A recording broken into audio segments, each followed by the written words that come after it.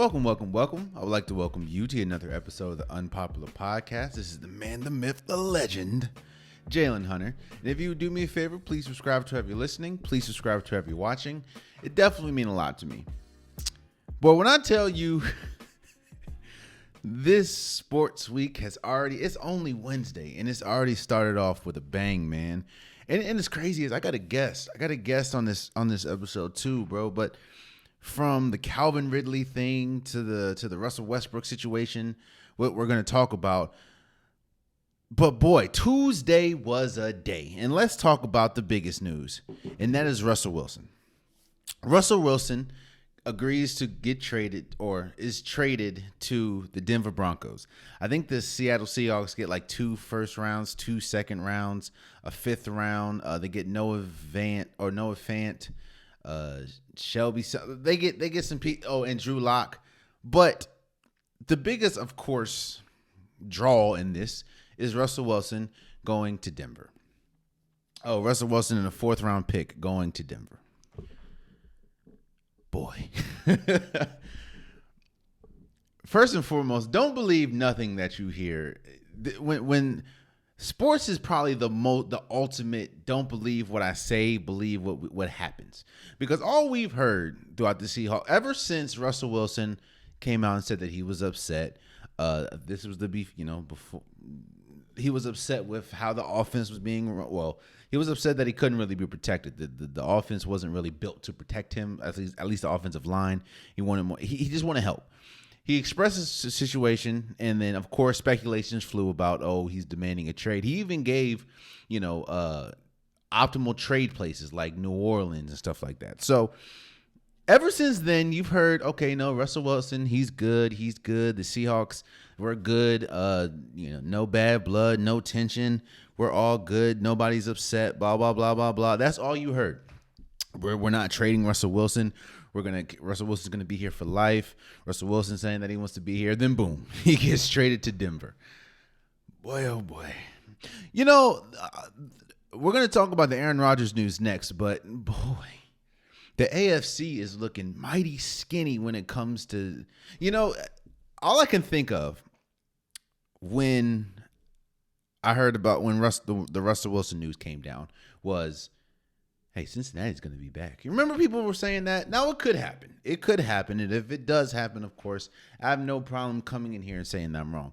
But all people were saying is Cincinnati's going to be back. Boy, do you see the gauntlet that is the AFC when it comes to quarterbacks? Justin Herbert, Patrick Mahomes, now Russell Wilson, Lamar Jackson, Josh Allen, Derek Carr. The quarterback race, man, the quarterbacking in the AFC is just on a different level, man. I think if you look at this trade in a nutshell, bro, Russell Wilson has the best landing spot. Yeah, you don't have Noah Fant, but you still have Judy. You still have Sutton. You still have Williams at the running back position, who was an outstanding running back. We're going to see what happens with Melvin Gordon. Russell Wilson he hit the jackpot, man. A good offensive line, a great defense, a coach. Pete Carroll is a defensive-minded coach. That's why, the Legion of Boom, he had Dan Quinn as well, but that's why the Legion of Boom was so successful. Pete Carroll is a defensive-minded coach. Now Russell Wilson goes to an offensive-minded coach who, of course, was the offensive coordinator for the Green Bay Packers. Talk about a bombshell, man. Talk about a bombshell. And it's funny. It's funny. People continuously say that you need more than just a quarterback to win. It's a quarterback-driven league, but you need more than just a quarterback to win. The only downside I see that Denver has is they're in the AFC, where you have such a slew of quarterbacks, man. But Russ and for people that are saying, it was Russell Wilson's fault. Well, the whole Russell Wilson Cook, campaign kind of came to a screeching end when it just wasn't working. But that's because the offensive line for Seattle wasn't good. It wasn't good at all. And position because Chris Carson kept getting hurt. So this is a great move for Denver. You lose out on Aaron Rodgers and you turn around and get Russell Wilson and a fourth round pick. Now let's talk about Seattle in this situation. I heard a lot of people saying, "Bro, you get 5 draft picks and 3 players. That's a steal." Bro. Okay. I understand the NFL covets draft picks. I get that. Draft picks are incredibly important in the NFL. I get it. But what are you have Russell Wilson? Do you think there's anybody in college, right? Do you think that now they have Drew Lock, but I've said time and time again, Drew Lock's highlight was him on the sidelines rapping Young Jeezy. Drew Lock has an incredible arm, but he's not that good. Let's just keep it a bean. He's not that good at all. And in fact, he's not that good. Just wait. I'm almost sure in the next few hours or next few days, or maybe in a week or two, you're going to see the Seahawks try to get a quarterback, whether it's going to be someone in the draft, maybe Willis, maybe Mitch Trubisky, maybe Carson Wentz. I put money they're going to try to get a quarterback because everyone in their mama knows Drew Lock is not it, like at all. But for everyone saying, the Seahawks had a steal, of course I'd give up all that for Russell Wilson. Bro, it's Russell Wilson. People forget. Just because they had a bad season last year and he had his first major injury last year, which only sidelined him, 3 or 4 games? Seattle, bro, Russell Wilson is one of the best quarterbacks in the league. And now you're putting him on a team where we thought for the longest all they need was a quarterback. In fact, that's one of the biggest reasons why they linked, people were linking and sources were linking Aaron Rodgers to the Denver situation. Denver was just a quarterback away. That's what we kept saying. They have an incredible offensive line. They have an incredible offensive weapons as far as the wide receiver and the running back core. Their defense is great. And quite as kept, they might get Von Miller back. They have a really good coach. Well, their coach is new, but now it's an offensive-minded coach because they've had defensive-minded coach the entire time. And they just needed a quarterback. And you go and get one of the top, at his best, one of the top 5 quarterbacks in the league. Oh, man. And Seattle, again, yeah, you have 5 draft picks. But like I say about Oklahoma City, what are those draft picks going to do for you? Like, is there a quarterback that you see in the draft? I mean, yes, you have Bryce Love. He's cool. But is there any quarterback that you see in the foreseeable future in college football that you think will come close to to Russell Wilson? Because if not, then what are we talking about here? What are you going to spend your first round picks on defensive linemen, which would be smart? But again, you can have look at the Steelers right now. The Steelers have an incredible defense. They arguably have top 2. They probably have the second best defensive player in the world right now in T.J. Watt, and they are irrelevant at this point because they don't have a quarterback. Now, of course, when they get a quarterback, we'll talk about it. But defense is cool. But if you don't look at Denver for these last few years, they went from Drew Lock to Teddy Bridgewater, who beat out Drew Lock, who was supposed to be his backup, but beat him out, to now Russell Wilson. Oh man, the AFC West, man. The AFC West is going to be the AFC in general. Again, just look at the list of quarterbacks. The AFC, at least in quarterback wise, is leaps and bounds better than the NFC right now. NFC has what? Aaron Rodgers, Matthew Stafford, Carson Wentz, not Carson Wentz. Kyler Murray. That's just like, you lose Tom Brady. A couple years ago, you lost Drew Brees. Like what? You lost Russell Wilson.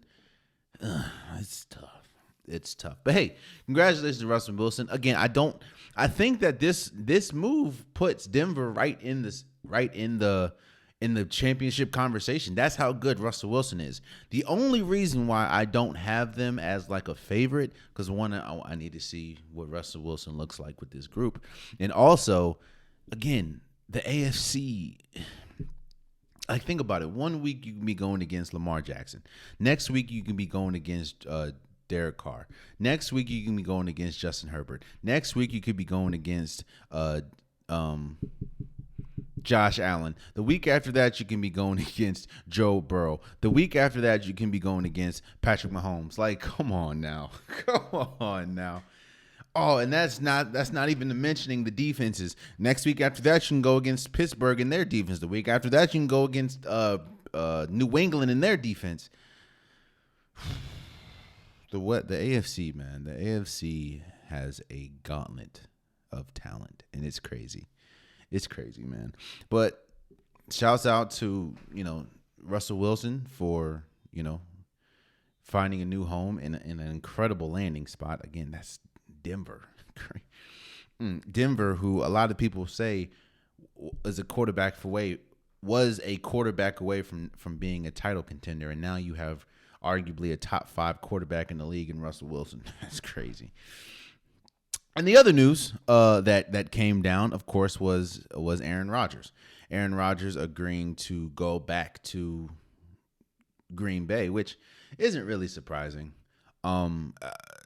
It was either, in my opinion, it was either one of two teams. It was either Green Bay or Denver. Now, the report is 4 years, $200 million, meaning, of course, $50 million a year. Now, I think Aaron Rodgers will come out and said that contract is wrong or whatever, or not true or something like that. However, he will be going back to Green Bay. Again, not really surprised. It's just Aaron Rodgers likes theatrics, and you want to make him wait.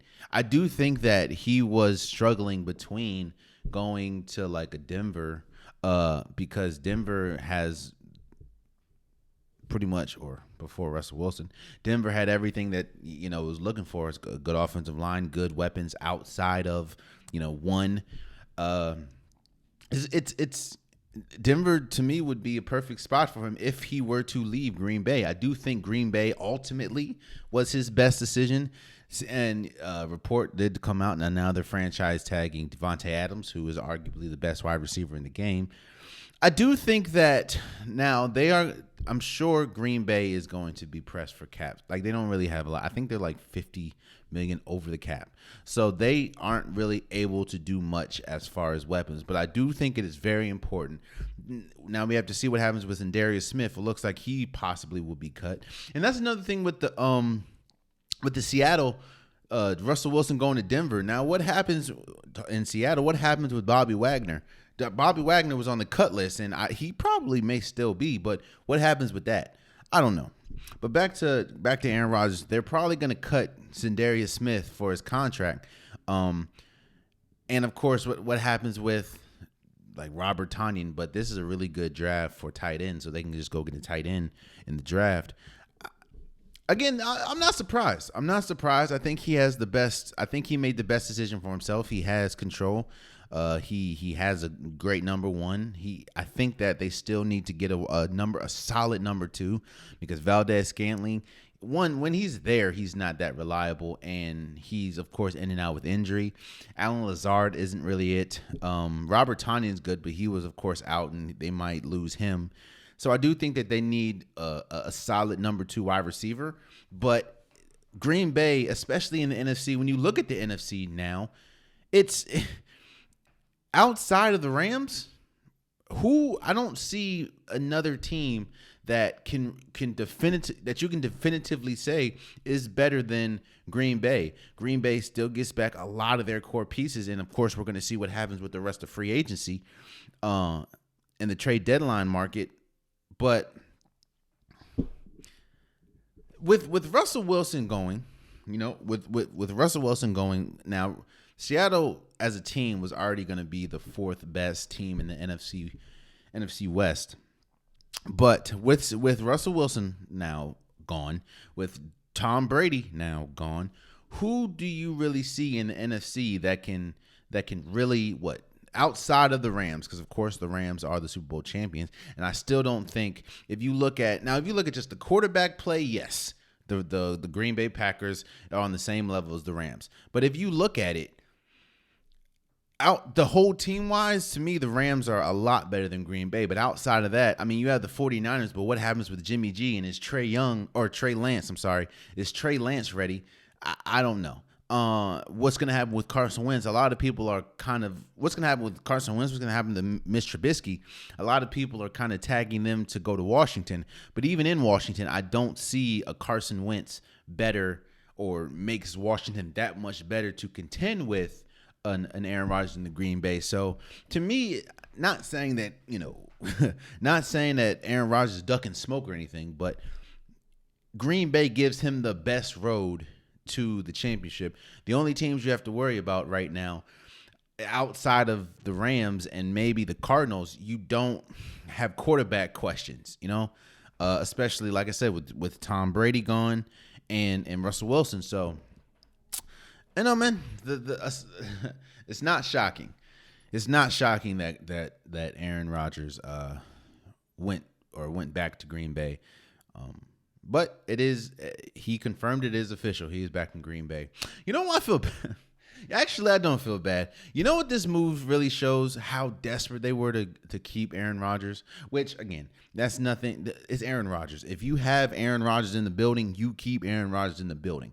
But do you know how desperate they were to keep Aaron Rodgers? That shows you just how bad Jordan Love is. And that's not even like, damn, how Jordan Love catch a straight. No, he didn't. Yo, he drafted this man in the first round, and they've been praying on hands and knees for Aaron Rodgers to come back. And now it's looking like if the at least terms as far as the length of the contract is right, they're looking to try to keep Aaron Rodgers for another 4 years. Ugh. That kind of turns into one of the worst draft picks in NFL history.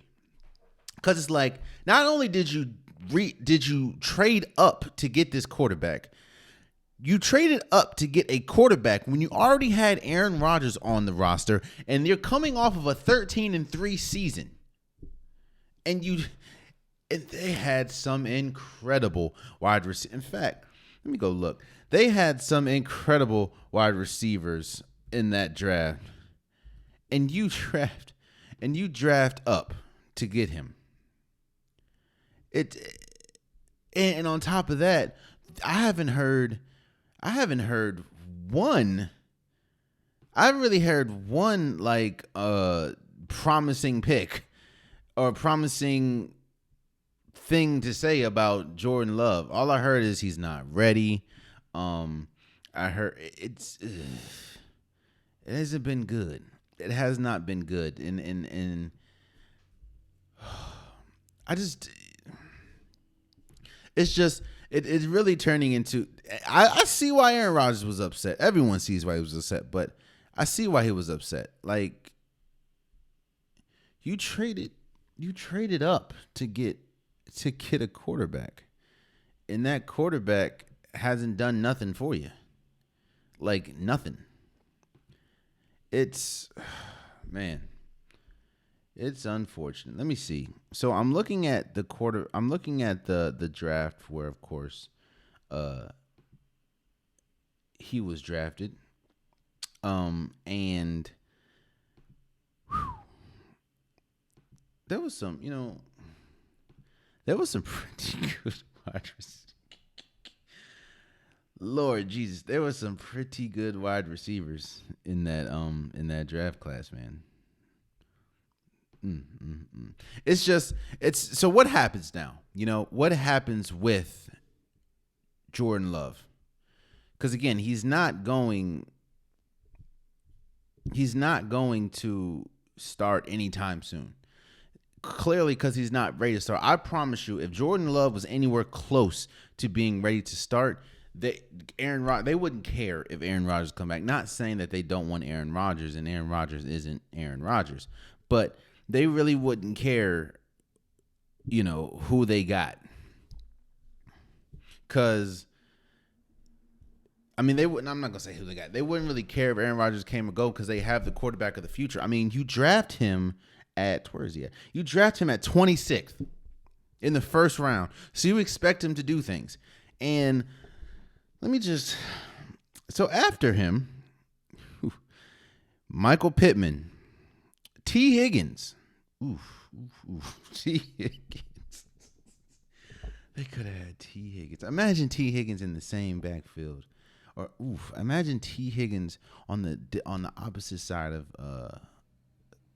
Devontae Adams. Hell, imagine Michael Pittman.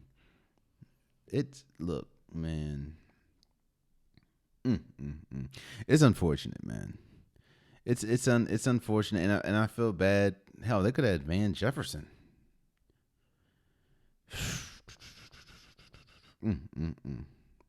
It's just it's a doozy. It is a doozy. They could have Gabriel Davis. Look, all I'm saying is this.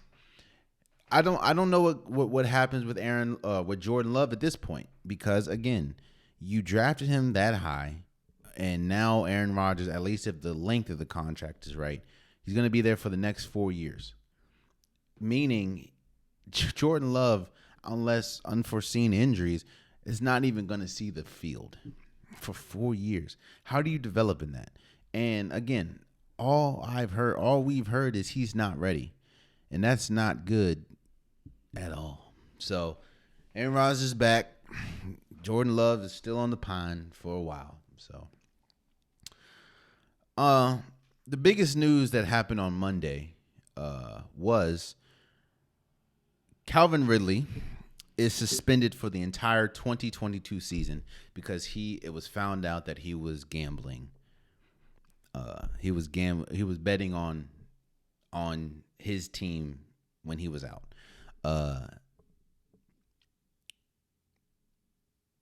So there's a lot of angles that people are kind of penetrating this. There's a lot of angles to this story. First and foremost, let me first express the fact that, do I think he should have been suspended? Do I think that Calvin Ridley should have been suspended? Yes, I do. Do I think he should have been suspended the entire year? No, but I do think he should have been suspended. Why do I say he should have been suspended? First and foremost, I work with a lot of former NFL players, and every single one of them that I've talked to has said the same exact thing. You know, training camp, when you first come in the first few weeks, actually, hell, even in your rookie year, almost before every season, in training camp, the first meetings that you have, almost all of them are about sports betting and gambling. You cannot gamble or bet on the team that you're on, or in the sport that you play. You cannot do it. Yes, you can bet. You know, you can bet with NBA games if you're an NFL player. You can bet with any other sports league, just not the one that you're in. And people are asking, well, how did they find out? Well, the NFL is in partnership with the sports betting companies. So if a name like Calvin Ridley, the Calvin Ridley that plays for Atlanta, if that comes across the screen, they have to alert the NFL because the NFL is in partnership with them. So what you're doing is you're in direct. You are jeopardizing the integrity of the game.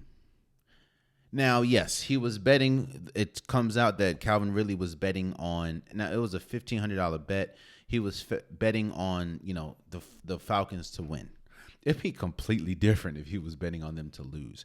But he was betting on them to win. But even still, all you hear week after week after week is, it's rigged, or the X team must have the refs in their pocket, or the X owner must have these refs in their pocket. That's all you hear.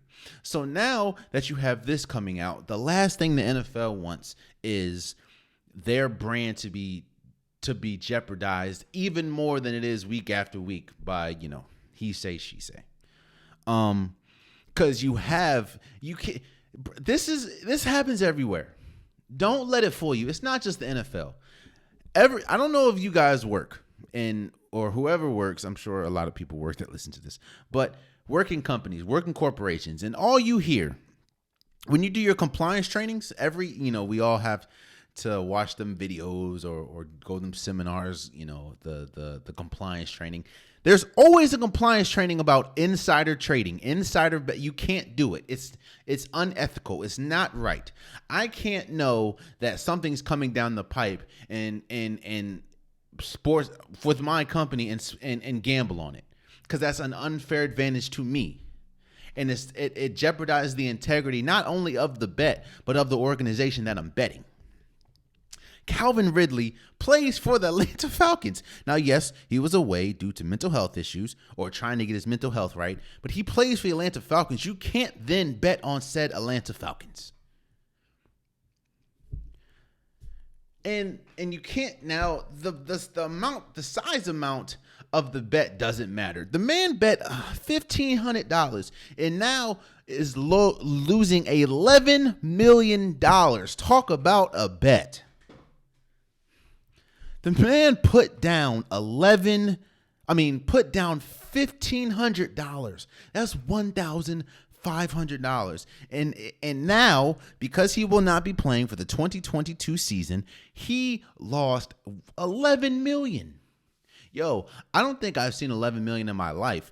I know that if I have $11 million and I know you're not supposed to do something that could cost me $11 million, I don't care if it's a $1,500 bet. I'm not losing $11 million, bro. But, now another angle in the angle that a lot of people are questioning is why such a severe punishment? Why such a severe punishment for just a $1,500 bet? And it goes back to what I just said. It doesn't matter the amount of the bet. Again, everyone I've talked to that are former NFL players have said day one of training camp, they tell you, like day one, that shows you how important it is. They tell you as soon as you walk in, no sports gambling. In fact, a couple of people that I know said they have posters on the wall in the locker room saying no gambling, no betting on the team that you play for, on the organization that you play for. And there's no NFL betting. And the reason why it's so swift, you remember I think it was in 2019. I believe it was a Seahawks player. A little practice player that was betting on was betting on football games, and we haven't heard from him since. The last thing the NFL cares, the biggest thing they care about is their integrity, is the integrity to their game. They don't care nothing about. They don't really care much about nothing else. They do not want to jeopardize or tarnish the integrity of the game, and the number one way to do that is insider trading. Because you saw that stupid clip that Emmanuel Acho put up where he was like, I don't know if Calvin Ridley was jeopardizing games, but this footage is that is what you're gonna get. The footage just shows Calvin Ridley trying to avoid getting tackled. But now you're gonna have people to say, hey, well, look, he didn't want to fight for that first down. It must be because he was betting. Or, look, he didn't dive for the touchdown. It's probably because he was betting. Like, that's what you're going to get week after week after week, and it already started. That's why they crack down so hard. They do not want this to happen. Now, do I think that Calvin Ridley is the only player in the NFL that sports bets? Hell no, I don't. The NFL, pretty much all the sports at this point, has wrapped their arms around sports betting. So I'm sure that there are some players that probably do it, incognito. I do think that Calvin Ridley's the only person that probably was betting from his phone, which is why they say, wait, is that Calvin Ridley? Like the Falcons Calvin Ridley? He's probably the only one that was doing it straight off his phone. But I don't think that I don't think he's the only person, but I will say that he got caught. Now, I'm not one to just break rules or whatever. But if you're going to do it, don't be dumb, bro. Don't you're using a sports book that is in direct partnership with the league that you're betting on, that you're not supposed to be betting on. What? Now, a lot of people are asking, can they reverse this? Can he reinstate early? Reports are saying no. He can only his reinstatement date, or the earliest he can be or apply for reinstatement, is February 15th or something, 2023. What the NFL does that the NBA doesn't do that well at is when the NFL announces their suspensions, they stand on that. And that's because they've pretty much already done their due diligence. They've already had the appeals. They've already done this, that, third. They've already, done their case. So once they're telling you, yeah, he's been suspended, that means everything's been exhausted. NBA doesn't do that much. Like, you can be suspended 10 games and then they go back and review the footage, blah, blah, blah, blah, blah, and then boom, you're now suspended for 3. The NFL doesn't want to look dumb. So they're just like, you know what? We're not going to announce anything until we figure it out. And once we announce it, that means it's figured out. In fact, that's the case. And shout out to the Atlanta Falcons for this. There were multiple teams that called the Atlanta Falcons to try to trade for Calvin Ridley months ago. And the Atlanta Falcons was like, yo, and we can't in good faith trade Calvin Ridley because of what's coming down the pike. Now, they didn't tell the teams what it was. The teams thought it was a mental health thing, but no, it was the gambling thing. So there's no way in heaven and hell they can say, oh, well, he can appeal. No, he cannot, because they know it's over with, man. Now, I do know that he was out with mental health, trying to get his mental health right. I hope that is still intact, or I hope that he's still improving that, because I can imagine expecting to be out X amount of weeks and now to be out in a full year. It was, to me, again, he should have been suspended. I do think that it was a little excessive with the whole 1 year, but like I just said, they want to make an example out. They do not want this to happen. They do not. This can cause like irreparable damage. Now it goes to the next point. A lot of people are asking, why are they going so hard on Calvin Ridley, but not going that hard with the Dolphins owner after Brian Flores claimed that he should have, claimed that he should. I mean, he offered him $100K or something for every loss. Well, first, it's pretty much a he say she's thing at this. I think they're still investigating. It is what it is. I don't know, but it's easier to prove, bro. Calvin Ridley's name came through. Calvin Ridley's name, like his own name, like the real Calvin Ridley, went through the sports back. There's no way you can disprove that. They saw the number that it was connected to the phone that Calvin Ridley has on file.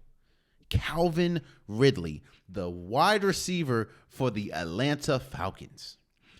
It's kind of hard. It's easier to prove that than, I don't know if there was text. I don't think that there was text messages, but I think it was a verbal, hey, I'll give you $100K if you lose this game. You know what I mean? Like, it's at that point, it's a he say, she say. Now, do I think that Brian Flores is lying? No. I mean, look, what black person do you know is going to lie? Imagine if he was lying. I think everyone knows, especially being black and a coach, you're not bro. Bill Belichick can lie and can say, hey, yo, Robert Kraft was paying me $100,000 to lose. If they come out that was false, yo, Bill Belichick, the great Bill Belichick, will never coach in the NFL again. I don't know if Brian Flores wants to jeopardize that, so I don't think that he's lying. But again, it's a he say, she say situation. So they're not going to go as hard with that because it's kind of, you don't really have proof. At least they haven't said they had proof that it's like written proof. They just had he say, she say. But I do think that if they do find a way to prove that the Dolphins owner did do that, they have to be forced to sell the team. They have to, because that is 10 times worse than what Calvin Ridley's doing. Because Calvin Ridley is a wide receiver. It's kind of hard to affect the game as a wide receiver. Yeah, you can drop a pass or something, but they have to throw you the pass at first. The owner, if that came out as true, then you got to get him out of here. He has to sell the team because, again, it goes back. The NFL is tries to be so protective with their image that you suspend a player. Hell, that's because they're so protective of their image that every single year, the first day of training camp, it says no sports betting on the organization that you work for, which is the NFL. So, and the last angle that a lot of people go from this is the NFL does a poor job, which I completely agree. The NFL does a poor job with handling situations. And I mean to say, Calvin Ridley gets suspended for an entire year for sports betting. But you have players that are still playing to this day that have been proven to be involved in domestic violence situations, and they may get 7 games, they may get 6 games, this, that, and the third. And I'm going to say the harsh truth. Well, let me first say that I completely agree. I do think that domestic violence is drastically worse than sports betting, especially a $1,500 bet. I mean, there are people that are permanently scarred. There are people that are permanently people that lose lives, people that domestic violence should never be the case. You should never be an option for somebody. So I agree with the fact that, domestic violence should be taken 10 times more seriously than sports betting. Whether it's a $1,500 bet, whether it's a $15 million bet, domestic violence, you're physically harming somebody. Usually, now it's not always the case, but usually of the opposite sex. And if we're talking about NFL players, the opposite sex is women. So I think that I definitely think that domestic violence should be taken 10 times more seriously than sports betting. That's how I feel. But let me be drastically honest, and let me be plain. Let me say the harsh truth. The NFL is going to crack down on sports betting or gambling faster than they're going to crack down on, or more severely than they're going to crack down on domestic violence, because domestic violence does not hurt their image as much as sports betting, and they know this. Domestic violence hurts the image of whoever's doing it more than it hurts the NFL. Now, the NFL's image usually gets tarnished how they react to it. As brutally honest as I can be, the NFL cares more about sports betting than domestic violence, because sports betting, insider sports betting, or insider, what Calvin Ridley does affects them more than domestic violence. Because again, if you go back to what Calvin Ridley did, while it was a small sports bet in the grand scheme of things, you have people like Emmanuel Acho that will put a 10, 15, 30-second clip out of Calvin Ridley avoiding tackles, and now people are going to say, hey, I knew something was up. He was probably avoiding tackles because he was sports betting. And now that completely tarnishes the integrity of the game, which means you're completely looking at the NFL differently, because you think that if one person gets caught sports betting, everyone's sports betting, and if one person gets caught insider trading, everyone's insider trading. That's what the NFL is scared of. They don't care. And it's as hard as it is to say and hear, they don't care about no domestic violence issue, because the domestic violence issue hurts more the person that's doing is doing the harm than the NFL. So the NFL is just going to make face and they're gonna do something. So you don't say like, "What are you doing, NFL?" Like they're gonna do something, but they don't care that much, and it's horrible to say, but that's true. That's true, and it's not right, but it's true. And that's why the NFL doesn't do much. Do I think it's wrong? Yes. Do I think that should drastically change? Yes. But again, that's why there's not a player on the logo of the NFL. That's why it's a shield. They care more about this shield. They care more about the brand of the NFL than the player. And the brand of the NFL is tarnished more by insider sports betting than domestic violence. Is that correct? No. Is it right? No. I'm going to say correct. Is it right? No. Should that be flipped? Of course.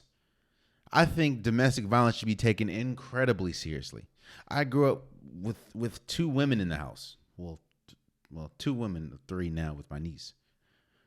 So I grew up all women. Of course, I have a soft spot for domestic violence. And I think domestic violence should be taken a lot more seriously than sports betting. But again, while that's how I feel, that's not what is, especially when you talk about the NFL, who's in bed with the sports betting companies, yet still the last thing they want is their product to be tarnished, the integrity-wise of the product. And the integrity-wise of the product is damaged more by a player or a team or an owner sports betting the game that they play more than a player getting involved in domestic violence. In fact, the league is more tarnished, or the league is tarnished only by the reaction, not the fact that the player is the player is the one that got to deal with that. The league is more is more in jeopardy of the reaction or how it handles it, not the actual domestic violence. And that is why they will forever and always look at sports gambling more severely than domestic violence, which isn't right, but is true. That's true. So, it's been a week for Russell Westbrook, man. It's been a season for Russell Westbrook. So Russell Westbrook has struggled this entire season. That has been documented not only on this show, but on almost every sports platform. Russell Westbrook has struggled this entire season. This entire season has not gone any way, shape, or form how we thought it would go for Russell Westbrook. But then again, we kind of knew that the fit with LeBron James and Russell Westbrook wasn't going to work, but it is what it is. So why are we talking about it now? Russell Westbrook's wife, I believe Nina Westbrook, went on pretty much, I'm not going to say a Twitter tirade because that kind of makes her seem like a scorned woman or something. She went on the defense on Twitter and was trying to defend her husband. She was going at fans that were saying very displeasing things to Russell Westbrook. She was going at Stephen A. Smith. She was going at Skip Bayless. Okay. Which then prompted Russell Westbrook after the game against the Spurs to pretty much say, it's been tough on my family. They've received death threats, and I have to start protecting the legacy of my last name because my kids, are proud of the last name. So I'm not gonna tolerate Westbrook anymore. That's one of his biggest nicknames is Westbrook because he is not a good shooter. Let me first start by saying I don't agree in any way, shape, or form that anyone should be sending death threats to anybody. Whether you know the person or not, you shouldn't be sending death threats to anybody. Let alone a professional athlete. You don't know these people. And quiet, and it ain't even quiet. To be honest with you, you wouldn't say this to these people in their face. So don't send no, come on, bro. A death threat. If you ain't finna pull up, if you ain't about that life, don't be about that life on social media. Social media is not a real place, bro. It is a platform that people front on a lot of times. So stop It's just a sport. I do agree with Russell Westbrook at that. It is just a sport, bro. It ain't. It's a sport where at the end of the day,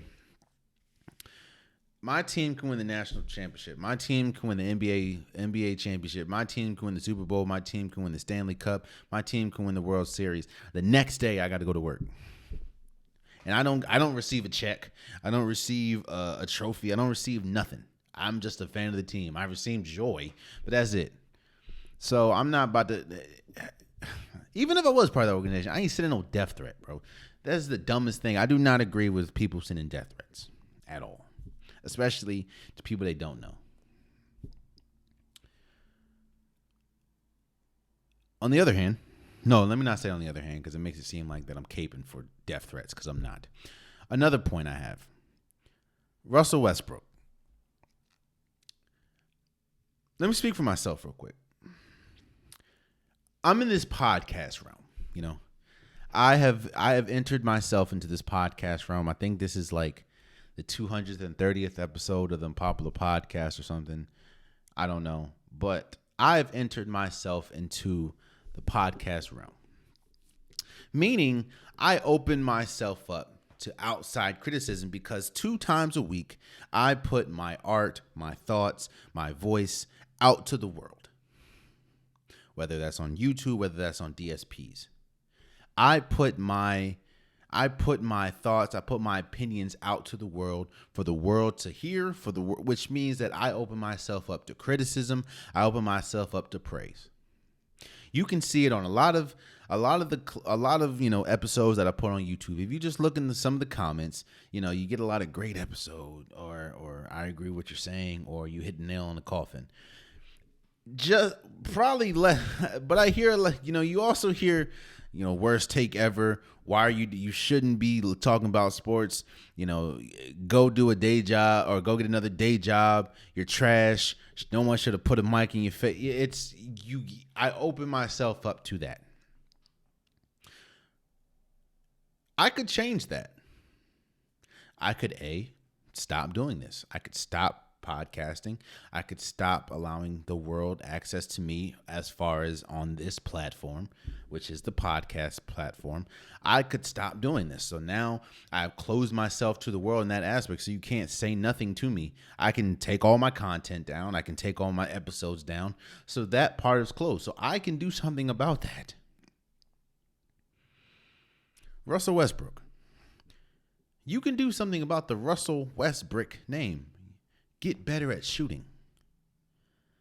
It's a very simple fix. Go call Lethal Shooter or something.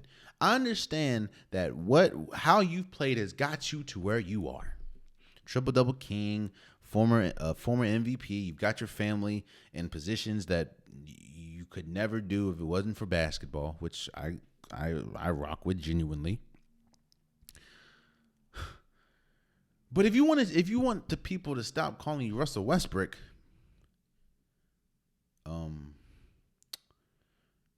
you can shoot better. Now, I will say this. I do understand where he's coming from in this point. Russell Westbrook plays the professional sport of basketball in the NBA. So he has opened himself up to criticism from people that watch basketball, that commentate basketball. It is what it is. His family has not done that. So when you have people attacking his family, I get where you feel some type of way. I get that completely. And I also get where the family, because his wife hasn't opened herself up as much as he has. His kids haven't opened themselves up as much as he has because they don't play in the NBA. So I get that. But when you talk about, no one's going to disrespect my name because my kids like the name. Just imagine Kendrick Perkins said it, bro. And this is not like no tit for tat thing because I know everyone's different. But, you imagine how much crap LeBron James' son gets? You imagine how much crap Steph Curry's daughters get? Hell, you imagine how much crap Russell Wilson's family gets? That's just the lane that you've put yourself in. Now, I never agree with getting disrespectful ever. Because at the end of the day, we're all people, and you should respect people. Your level of respect for people can be different, of course, but you should always have a base level of respect for people. And your respect for people doesn't mean you have to encounter you have to talk to them. To me, you just have to respect them. So I don't agree with disrespectful comments. But Russell Westbrook, you can change that by shooting better, bro. And you're in the NBA. You play for the Los Angeles Lakers. I will say that if he played for like the Orlando Magic or like, I don't know, the Pacers, he wouldn't be hearing none of this because there's no expectations for him. But you play for the Los Angeles Lakers, there's huge expectations for you. So, yeah, there's that. So I said that I had a guest, and I have a guest. My man Marcus from the G.O.A.T Talk podcast. I wanted him to come on and talk basketball. Marcus is an incredible podcaster, man. The G.O.A.T Talk podcast, like I said, talks about basketball, football, and wrestling. Now, I'm not a wrestling fan. I used to be, back in the Rock, Stone Cold, D-Generation X. I used to be, Jeff Hardy. I used to be a fan back then, but not as much today, of course. I haven't watched wrestling in God knows how long. But he's very thorough in whatever he talks about. Like I said, whether it's basketball, football, wrestling, he's very thorough. And he's a really cool person to chop it up with. And I've been on his podcast a couple times, but this is the first time that he's on my podcast. And I wanted to talk to him about his confidence level that X team can win a championship. There's a lot of good teams out there, whether it's Golden State, whether it's the Lake, whether it's Memphis, whether it's Milwaukee 76ers. I don't talk about every team, of course, but I did throw a couple teams at him to see, between 1 and 10, what his confidence level is in these teams winning a championship. And of course, we talk about Russell Westbrook and the Lakers a little bit, but to me it was a really good conversation, and without further ado, here's my conversation with Marcus, the host of G.O.A.T Talk podcast. So we're kind of in like I'm not gonna say the dog days, but we're kind of barreling down to the NBA playoffs, and kind of like college basketball. I'm not gonna say nobody cares about the NBA until the playoffs, but you can tell like games start to matter a lot more.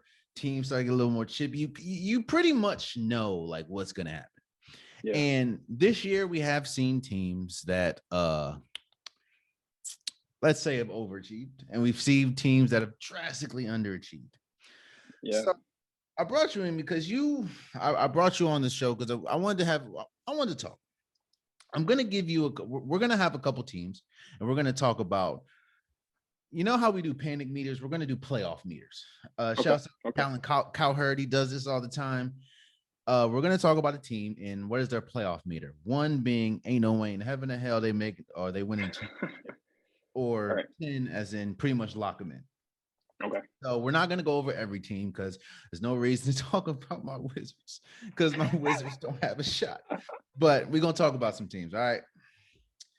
And let's start with a team, in my opinion, that it's kind of hard to gauge, and that's the Miami Heat. It's hard to gauge because, one, they haven't really been healthy this whole year, whether it's Victor Oladipo being out, Bam Adebayo being out, now Jimmy Butler being out, PJ Tucker being out. Yet and still, they've gotten good play from Tyler Hero. Now that Bam's back, he had a good game against Brooklyn. Yeah. I want to know your opinion before I give mine. At a scale of 1, again, being ain't no way in heaven and hell they're winning the championship, or 10, they have, they have the best shot or pretty much book it. What is your opinion and how do you gauge them with like between 1 and 10? How do you think they can win a championship? Like, how am I saying? I'd say 7. I think when healthy, not just in the Eastern Conference, but in the NBA as a whole, I think this is the most complete team in basketball. Mm-hmm. I mean, you look at, what they have, Tyler Hero, Bam Adebayo, Jimmy Butler, PJ Tucker, I thought was a really, really, really good addition, an underrated one. But he's not going to light up the scoreboard like, some of the other guys on the team. But He has the veteran experience. He's been in the league for a long time. Just won a championship last season, so that played that part in it as well. And he's one of those scrappy guys. And I've always looked at the Heat as being one of those scrappy teams that are going to fight until the end. Obviously, a lot of that has to do with Jimmy Butler being the heart and soul of the basketball team. Eric Spoelstra has been incredible this season. I think he deserves to be in the conversation for Coach of the Year. He is, in my opinion, a top 5 coach.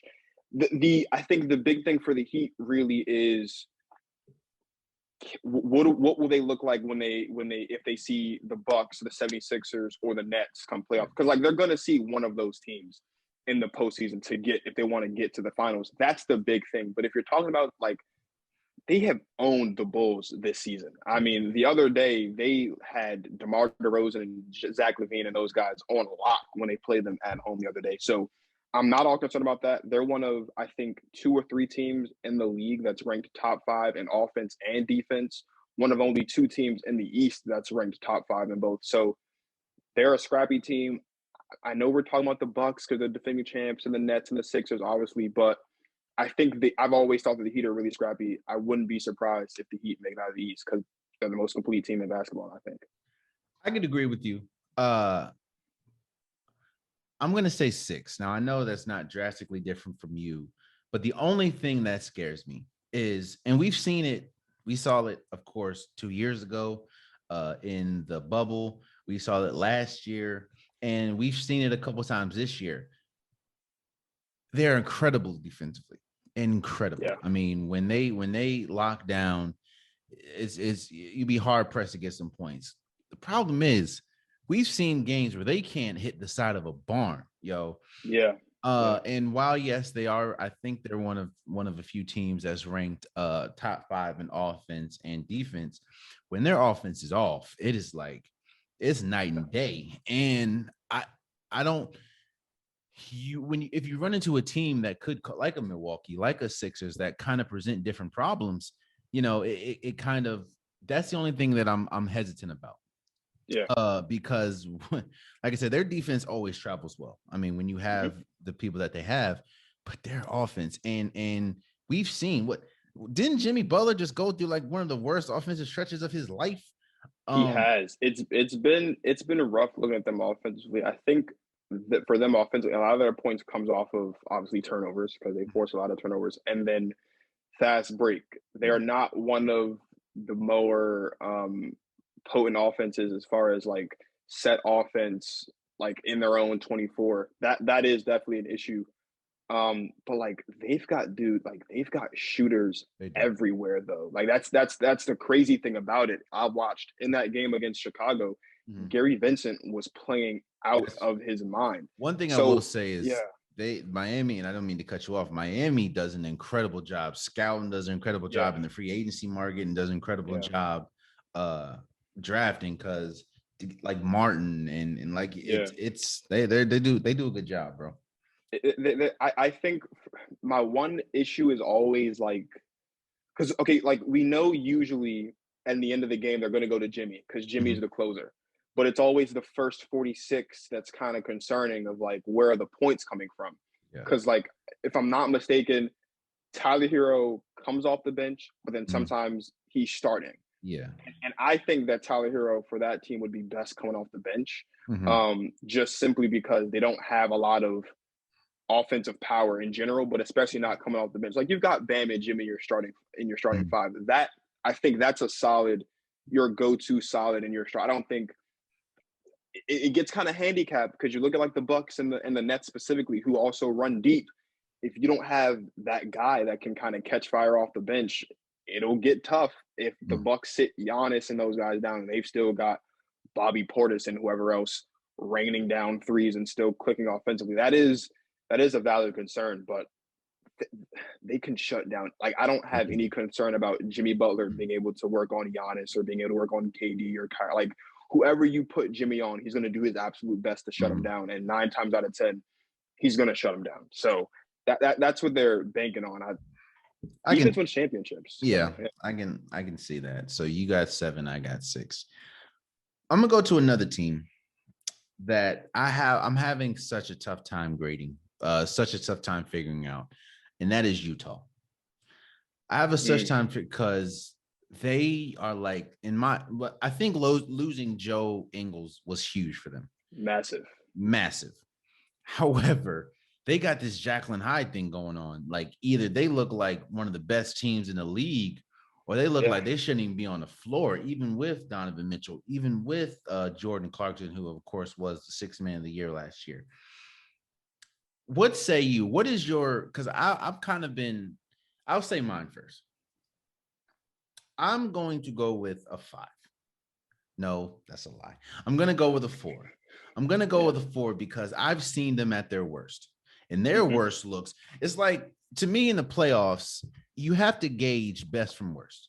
Like, because the teams that you don't have to worry about, one night you're playing Charlotte, next night you're playing Lakers, you have to focus on that. And I've seen them look god awful against teams that they should be, even with Joe Ingles. Now we know the how important Joe Ingles is, but man, they look bad. And however, when they look good, and that's why I say 4, because they can catch. I mean, we've seen Donovan Mitchell catch fire. We've seen Jordan Clarkson go on a tear. And I also, it's hard for me to get out of my head what happened last year with the Clippers. No Kawhi Leonard. And you let Reggie Jackson go crazy. Now, Reggie Jackson has been a lot better. I'm not nothing, but I just don't know. Utah seems like one of those teams that are really good regular season teams. You have Rudy Gobert, who's always going to be in the defensive player of the year conversation. You're out of Donovan Mitchell, who is continuing to improve offensively, but this team, it's hard for me to see them in a series with a healthy Golden State, with a Phoenix, hell, even with a Memphis, and I would be hard pressed to pick against them. I mean, no, to pick them over them, pick Utah over the other team. So I'm gonna say a 4 for Utah, in my opinion. I mean, I'm right there with you. I was gonna say a 5, but it's really, I think so. When you look at the other, like you look at Phoenix, they've got Devin Booker and Chris Paul, and then they've got Bridges and Ayton, right? You look at Golden State, who obviously Steph and Clay, Draymond, who I get a lot of heat for this all the time. I don't care. I think that Draymond Green is the most important player on the Warriors. I think a lot of times I think Warriors think Draymond Green is the most important player of the Warriors. I mean, 100%, right? I mean, I think what happens is sometimes we forget that the best player isn't always the most important player. We've been spoiled by, say, LeBron James, because he's been both all of his life. But Draymond Green is the heart and soul of that defense, and is 100% the heart and soul of that offense. Like he's not the point guard, obviously, and he doesn't always have the ball in his hands, but he is really, really like the floor general. You can see it. And it's not just vocally, but you can actually see Draymond leading that team offensively and defensively. That's an issue. Obviously, when he'll come back, and then also James Wiseman, they get even more daunting. The Jazz, I always say, they're just like the ultimate front runner. Like if Donovan Mitchell is cooking and he's cooking early, no problem with the Jazz. They'll win the game. But if Donovan Mitchell, stumbles off the gate, I mean, there's like Rudy Gobert is not, but Rudy Gobert is a liability offensively. Yeah, like Rudy Gobert, you can't go to Rudy Gobert down low offensively. No one's scared of him. Quiet as is kept. One of the biggest reasons why the Clippers won last year, because he was a defensive liability, taking him out of the paint. Because you put Rudy Gobert in, have him guard the perimeter, it's a wrap. It's not a good look. And that's the thing. It's like, if Rudy Gobert doesn't have the ball in his hands, which he very rarely does, no one's threatened by Rudy if he like drifts out to the 3-point line. He's not going to shoot the 3. It's like nobody cares. So that's an issue. Obviously, you have your Jordan Clarksons and everything. It really just depends on matchup. The issue though is, for me personally, I have the Suns and the Warriors in the Western Conference Finals. Like, I don't see a scenario where both of those teams aren't there unless the Grizzlies shock one of them in the conference semis. So if that's how I'm looking at it, as much as I love Donovan Mitchell and as much as I think that he is destined for greatness and is a box office attraction in the NBA, they're not going to win a championship. I mean, unless they can get a big man that is a threat offensively and defensively, they're not going to win a championship, because they just don't have enough firepower to match up with Golden State, to match up with Phoenix, to match up with Memphis to a lesser degree. Even even if you look at the Clippers, even the Mavericks with Luka, like Luka went on a string of like he's dropping 50-point triple doubles left and right this season. Yeah. And even Denver, who have Jokic, who's the reigning MVP, and also there's reports that Michael Porter Jr. is getting reevaluated in the next week or so to see if he can start returning. They're still looking at potentially Jamal Murray coming back at some point, which is still, up in the air because he's coming off the ACL. But even if he comes back in the postseason, like that's still a major upgrade so that it's not all on Jokic. So I'm a 4. I mean, everything would have to be perfectly aligned for the Jazz to make it, I would say, just to the conference finals, let alone the NBA finals. I completely agree. I just don't see them. It's hard for me to, because I haven't seen it. It's hard for me to see them sustain a good series as far as like when that Joe Ingles, which is crazy to think, but that Joe Ingles injury was massive, like you said, like massive. 100%. Let's go to another team, and you kind of mentioned them. Dallas Mavericks. What on a scale of 1 to 10, how do you feel about their chances of winning a championship? 2.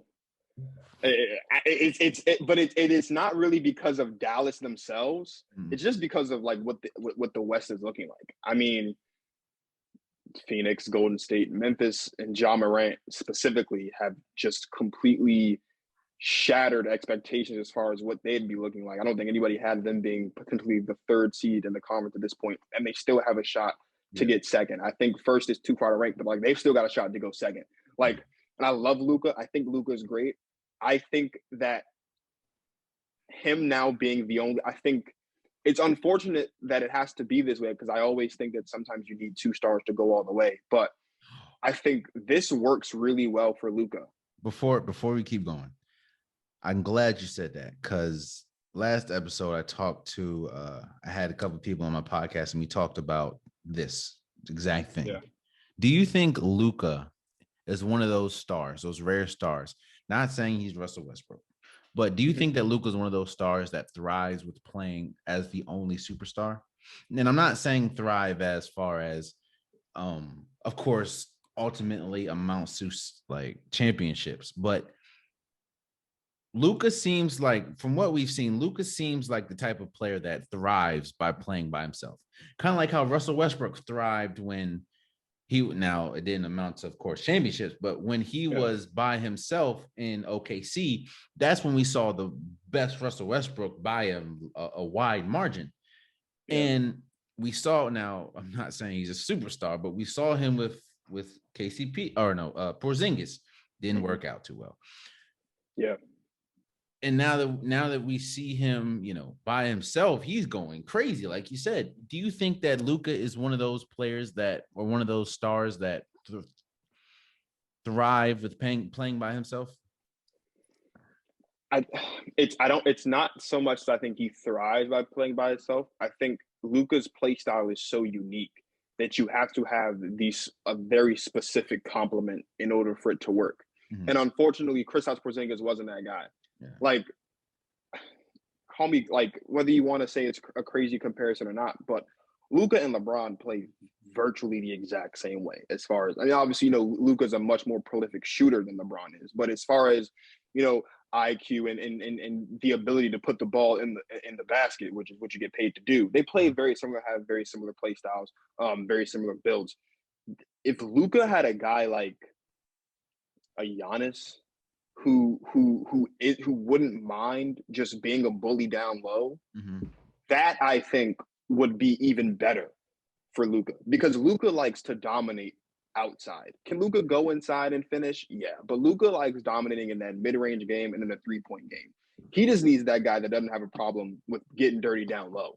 And I think as great as it looked on paper, the issue was Kristaps Porzingis, not only is he not built that way, he's just never been the down low dirty guy. True. Like he's always been what we've seen now in the post Dirk Nowitzki era of big men, of just the stretch big that'll play, all 3 levels and can score all 3 levels. That's what Luka needs. If Luka's with like a Giannis, or to a lesser degree an Embiid, like then we're talking about him really being able to thrive because he can do whatever he wants, but the defense can't commit to him because you've got that big man down low that has no problem getting dirty. I think that's what Dallas is missing. Like if Dallas can get that dedicated big man that doesn't have a problem just playing old big man basketball, like what we saw in the early 2000s and the 90s and 80s, we've got a serious title contender on it because they've already got I think Luka is one of very few young guys in the league that already has what it takes to be the number one option on a championship team. He has that. He just needs that perfect complement. And because he can kind of do a little bit of everything, it's very difficult to find that perfect complement. But if they can find that guy that perfectly complements Luka's game, we could see the Dallas Mavericks win a championship or two, as long as Luka. Because I don't see Luka leaving Dallas. I don't see that happening. So I think he'll be a Maverick for life. They can, if they find that guy, the Mavericks can 1,000% be contending year in and year out. So you say 2. I'm going to go with 4. I'm only going to go with 4 because they're on a stretch right now where I think they're like ranked the number 1 defensive team. And as we saw now, of course, you can't get a full scope of it because Golden State's not healthy, but we just saw them clamp, like we saw them put Curry in a straitjacket for 2 games. And I think that Luka is one of the best players in the league. You can argue he's top 10. You can argue he's top 5. Luka is one of the best players in the league at this point, and he has a complement of people. Like, you don't know how frustrating it is seeing that man Spencer Dinwiddie like go crazy when, like, what the hell were you doing in Washington? But he was not looking good here. He just wasn't. And I kind of feel it's a 4, but it's a low 4. It's not like it's 4. No, it's 4. You know, I think Luka's playing well. I think that, nobody really wants to see them in the playoffs, but definitely not. That's just because they're going to be difficult. Doesn't mean that they can't beat them. Not to mention you're depending on people like a Spencer Dinwiddie, like a Dorian Finney-Smith, like a Reggie Bullock, where his hair goes to his eyes. Like you're depending on people that I don't know how dependable they can be.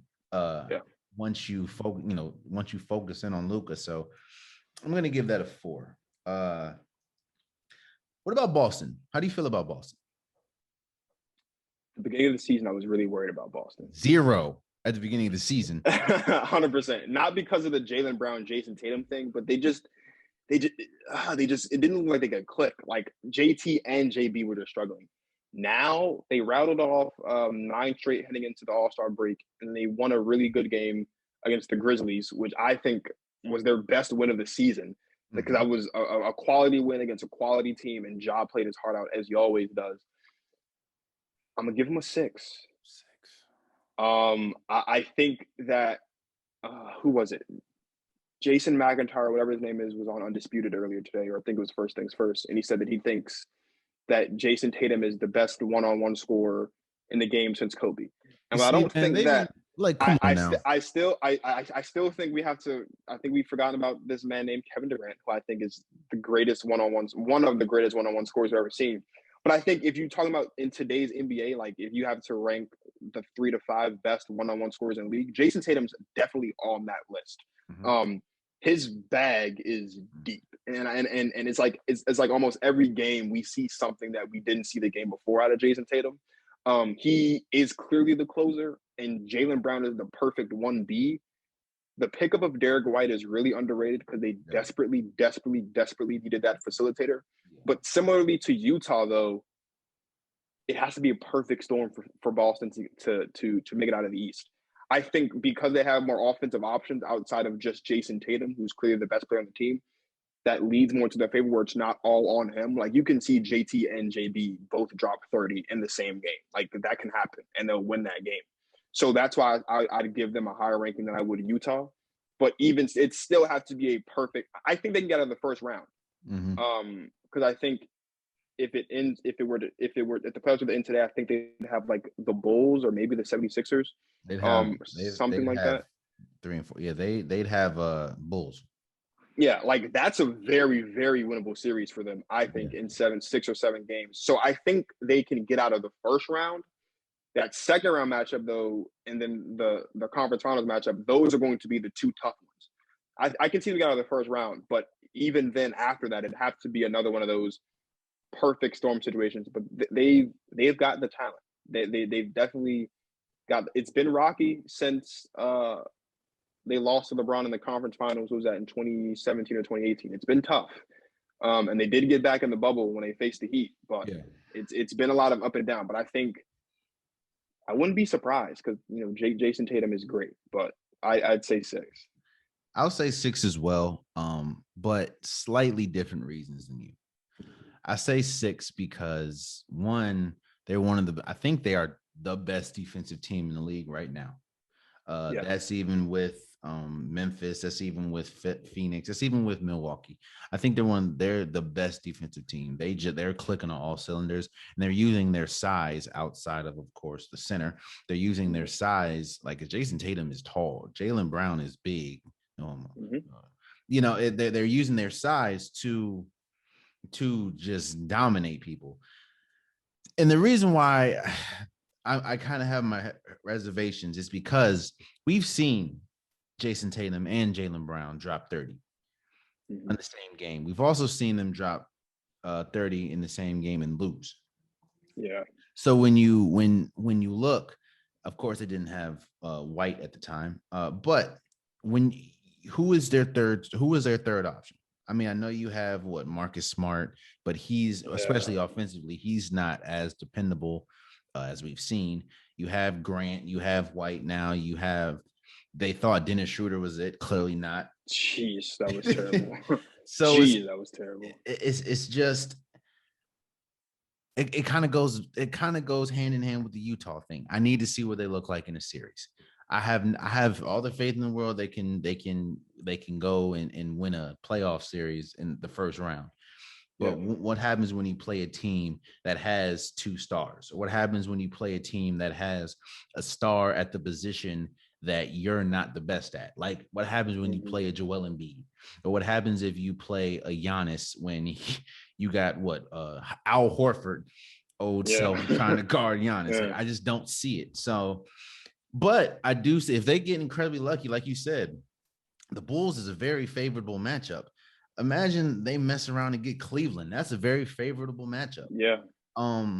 It really depends on the matchup for Boston for me, and how good is their third option? Can their third option get you? Maybe there might be a game you got to give them 15, 16 points. Can they do that when if Jason Tatum, if Jaylen Brown's not doing well? So I'm going to say 6. How about Memphis? I'll start this one. Memphis, I look at Memphis the same way I looked at Cincinnati Bengals. They're young. They don't know what they don't know. They have an incredibly talented roster. Of course, Ja Morant, Triple J. You have Dillon Brooks, who's not even playing right now. Desmond Bane. They have a great roster. I just don't know how they'll be in a series. And we saw that last year. Now, of course, the people that they played ultimately went on and did incredible things, but they looked incredible. 1-2 games, of course, in the play-in. But what happens when you're face to face in a series and people ain't going to allow those highlight moves from Ja Morant, or people's going to make Ja Morant shoot that 36% 3-point shot, and does it stay at 36%? Or what happens when teams are taking away Desmond Baines and teams are taking away? It's just like, you know what, we're going to let Ja get 50. Nobody else is scoring, and it's that. So I'm going to say, for me, I'm going to give Memphis a 5. I think that their style of play can win, but I just have to see what they look like in a series. I have to see because again, they're a young team. They shouldn't be this good this fast. It kind of feels like their timetable got pushed up, seeing as though how good they played. So because again, like you said, there's a reason why a lot of people, including myself, have Golden State and Phoenix. Both of those teams, even though Phoenix is a little younger than Golden State, have been battle tested. We just saw Phoenix in the finals, and we're up 2 games in the finals. I mean, we know the long history of Golden State, or long recent history of Golden State. So I'm gonna say about 5 for Memphis. I think John Morant will definitely be one of the best players in the series, if not the best player in the series. But what happens when you force him to shoot?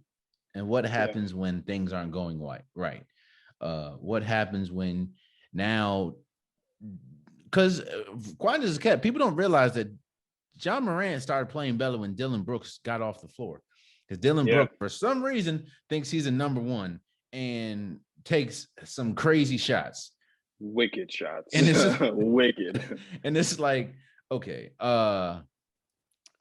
so what happens when he comes back and you got to integrate him? That means that Desmond Baines, his opportunities are going to go down. That means Triple J can't be shooting them crazy threes that he be taking.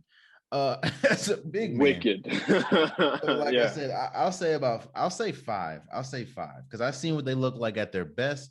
Then I saw what they looked like just the other night against Boston when John Morant's going crazy, doing lobs and everything, and they still lose by like 15 points. So what say you?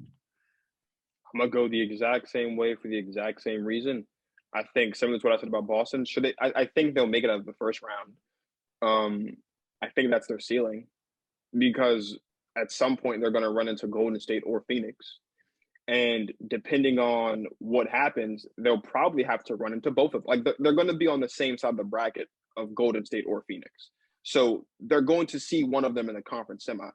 And should they pull that off, then they'll have to go against the other team in the conference finals. I think that's too much to ask for this team at this point that's still very young.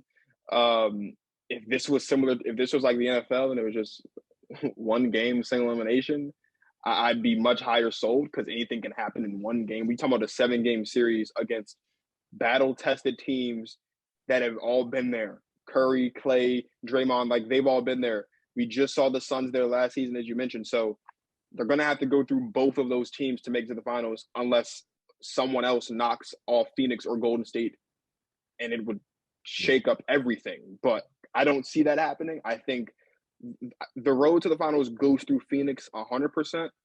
Golden State, if you're Phoenix, you'll have to go through Golden State as well to get to Phoenix, or vice versa. You have to go through Phoenix to get to Golden State to ultimately get to the finals. So I'm going to say a 5 as well because similarly to Utah and Boston, it's going to take a perfect storm, not just as far as them offensively and being able to click and win games, but everything else that happens in the conference.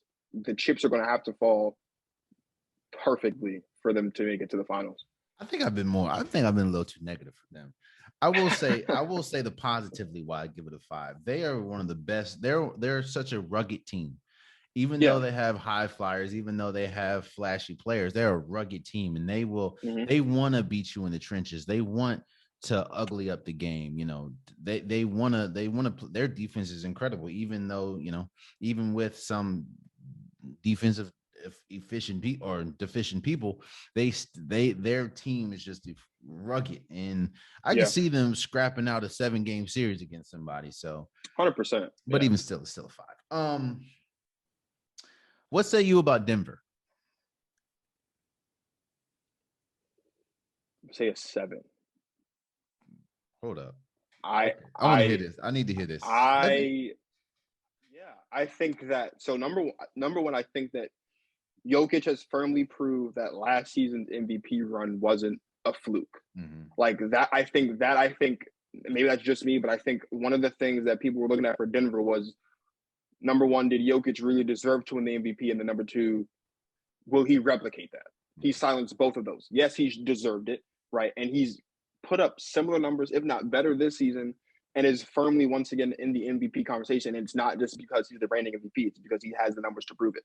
Mm-hmm. I think the one thing, obviously, that works against Nikola Jokic and these guys and his Nuggets is, unlike some of the other teams, until we see what happens with Porter and Murray as far as if or when they'll come back, it'll just be him.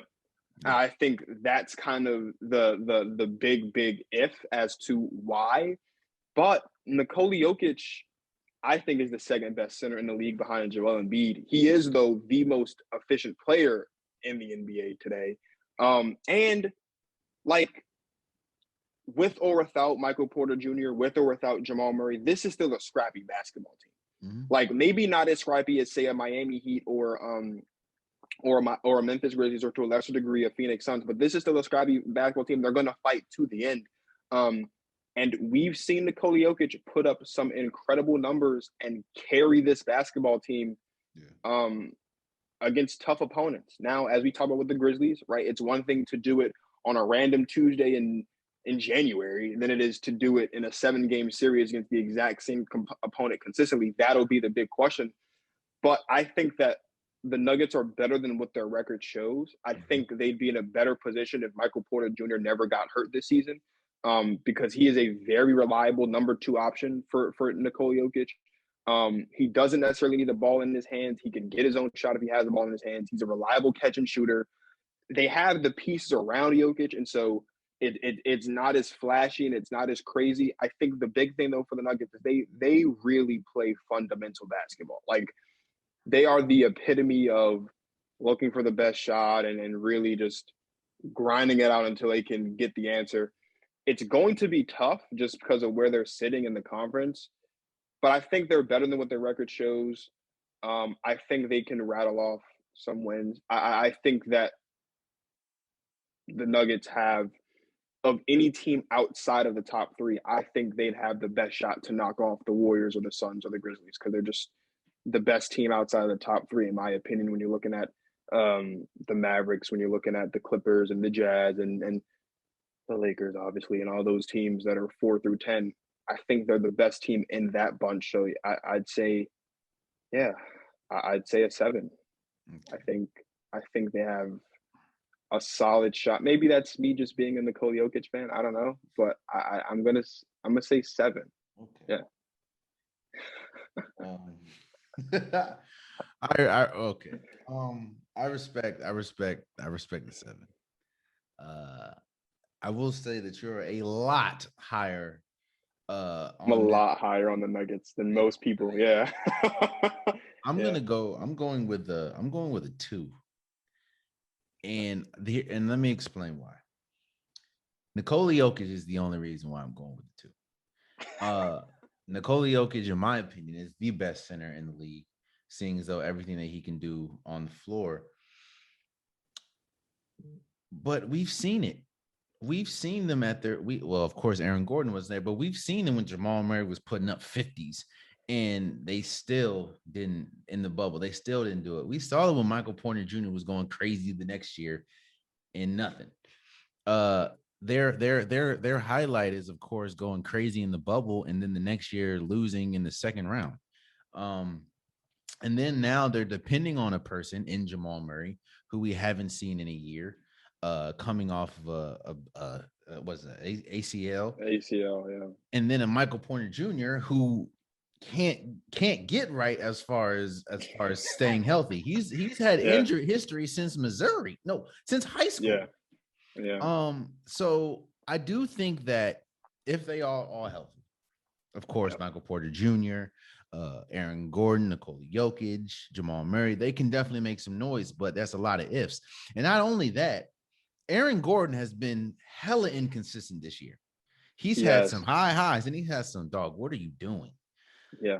And it's like Nikola Jokic has played majority of the year.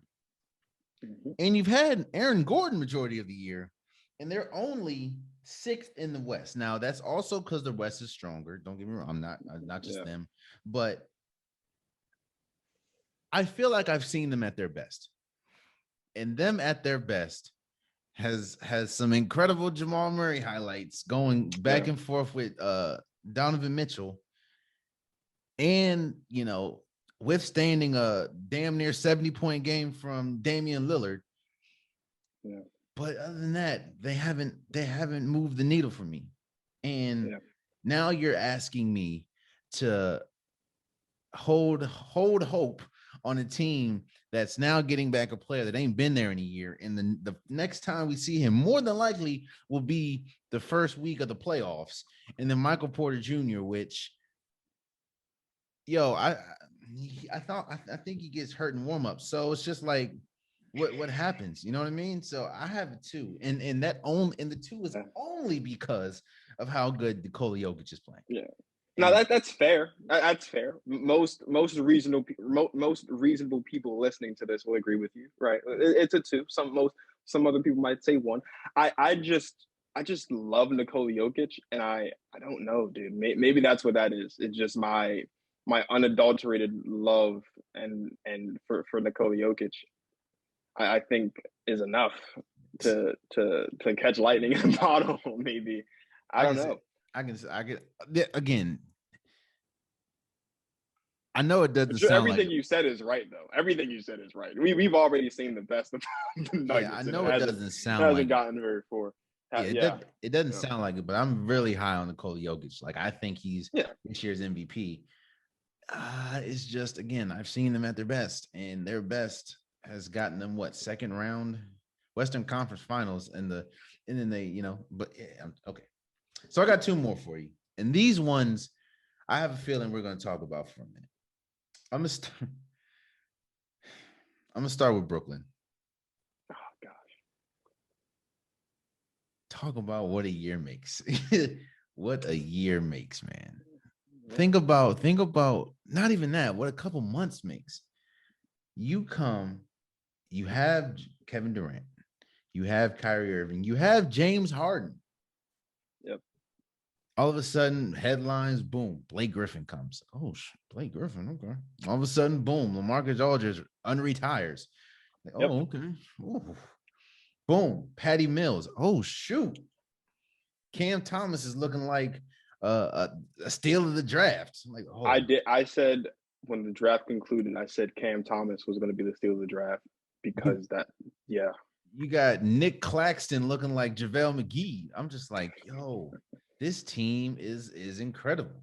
And all of a sudden, mandates start dropping, and then Kyrie says, "I ain't getting nothing." Then he becomes a part-time player. Then James Harden gets tired of it because apparently Kyrie's beating him one-on-one too many times in practice. He leaves. Then Kevin Durant gets hurt. Now you look at this team, a team that was number 1. They were like clear number 1 in the East. They're 32-32 right now.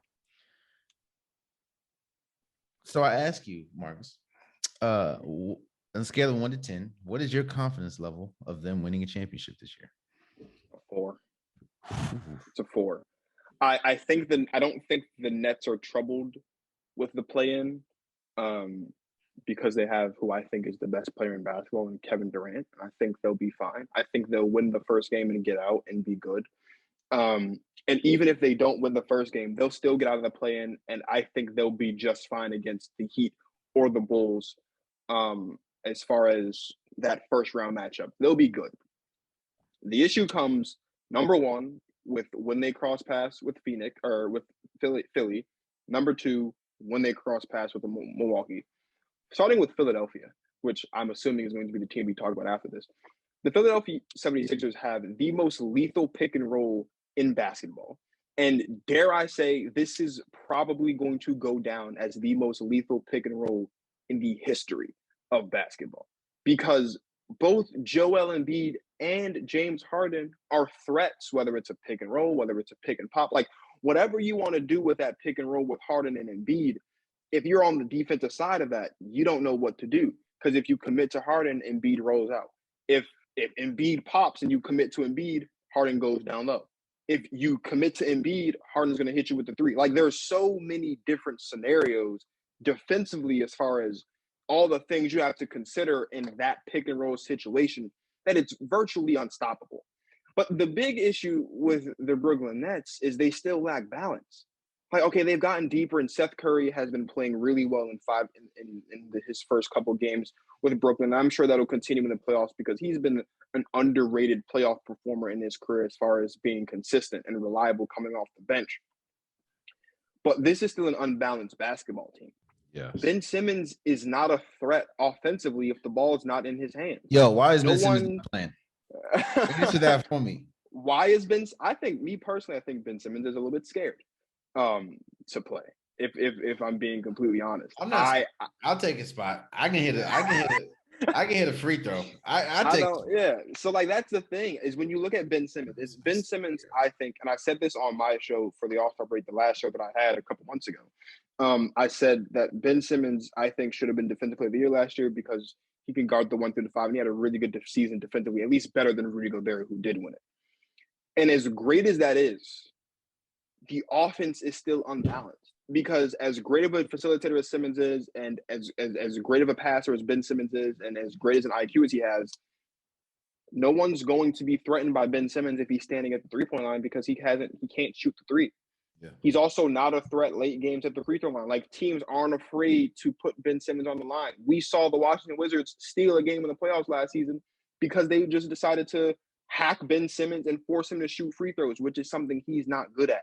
So as great and as all-world and as all-time great as Kevin Durant is, as spectacular and as box office as Kyrie Irving is, and as wonderful as Seth Curry and Andre Drummond and Cam Thomas and all these guys kind of fit together, they still lack that balance. Mm-hmm. Now, the one thing I think they solved is Kevin Durant is the go-to guy in those big moments. I think we already knew that, but obviously when you have Harden, Kyrie, and KD on the team, the big question is, okay, who are they going to go to?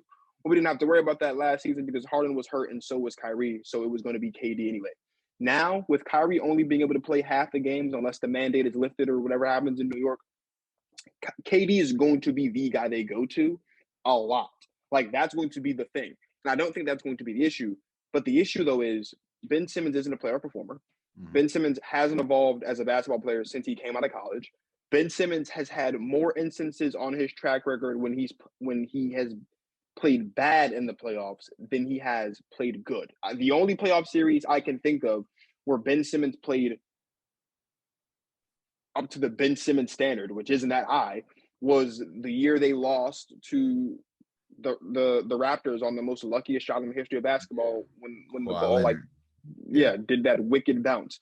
Outside of that, we haven't seen Ben Simmons perform as the star that we kind of perceived that he would be coming out of college. We thought that this Ben Simmons Joel Embiid divorce would lead to Joel Embiid being sent on his way because of injury.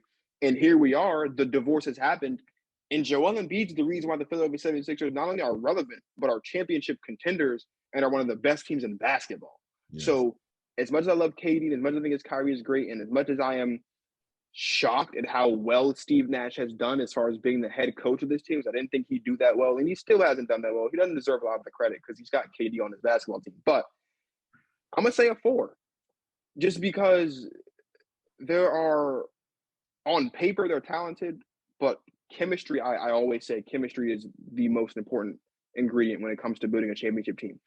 And even though I think at any given moment they'll have 2 of the top 5 players on the floor of any given series, Milwaukee spent more time together. Philly spent more time together, even with the new addition of James Harden. So has Boston. So has Chicago. So has Miami. And even to a lesser degree, so has Cleveland. Now, the Nets are obviously better than Cleveland, but chemistry is very, very important. And I wouldn't be surprised if either of the teams that are listed ahead of them in those top 6 right now would knock off the Nets in a playoff series because they don't have the chemistry and they have the individual experience and the individual accolades, but they don't have it together. And that's going to once again become the issue this season is the lack of chemistry and the lack of availability. We all know the best ability is availability, and they're not always available. And that'll likely, I think, that and also Kevin Durant's foot being too big will probably get in their way again this season of winning a championship. I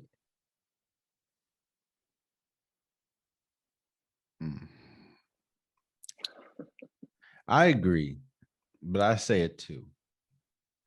I'll say it 2, which to me is a failed season for them. I'd say it 2 because of not only the term or the transactions that they've gone through this year, but